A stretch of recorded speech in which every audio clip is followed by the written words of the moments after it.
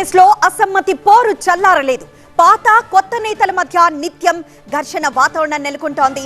బోధులో కార్యకర్తల సమావేశంలో రెండు వర్గాల మధ్య రగడ రాజుకుంది.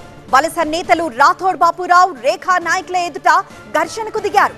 లోకల్ ఎంపీటీసీలకు కూడా వేదికపై కుర్చీలు లేవని పాత నేతలు ఆగ్రహం వ్యక్తం చేశారు. 20 ఏళ్లుగా పార్టీని నమ్ముకుంటే కనీసం కుర్చీలు కూడా లేవన్నారు నేతలు.